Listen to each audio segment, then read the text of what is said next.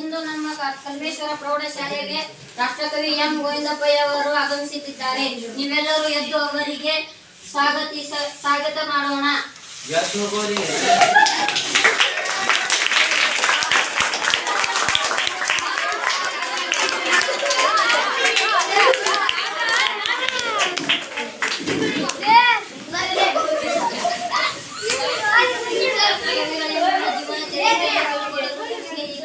ಕರೆಸಿಕೊಳ್ಳುತ್ತಿದ್ದೇವೆ. ಕವಿಗಳೇ, ನಿಮ್ಮ ಹೆಸರೇನು?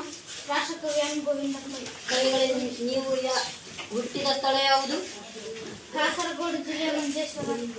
ಕವಿಗಳೇ, ನೀವು ಯಾವಾಗ ಜನಿಸಿದ್ದೀರಿ? 23/3/1883. ಕವಿಗಳೇ, ನಿಮ್ಮ ತಂದೆಯ ಹೆಸರೇನು? ಸಾವುಕಾರ ತಿಮ್ಮಪ್ಪಯ್ಯ. ಕವಿಗಳೇ, ನಿಮ್ಮ ತಾಯಿಯ ಹೆಸರೇನು? ದೇವಕಿ ಅಮ್ಮ. ಕವಿಗಳೇ, ನೀವು ಪಡೆದ ಪದವಿ ಯಾವುದು?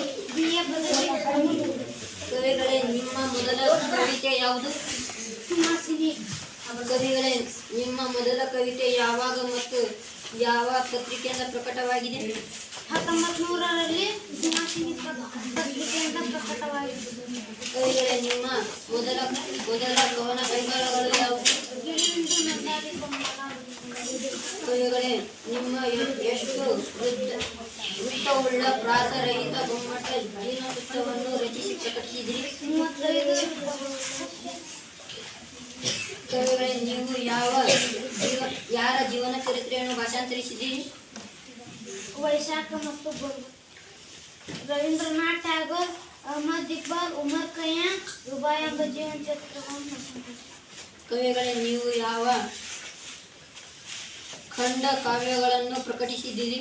ವೈಶಾಖ ಮತ್ತು ಗೋಲ್ಗತ ಖಂಡ ಕಾವ್ಯಗಳನ್ನು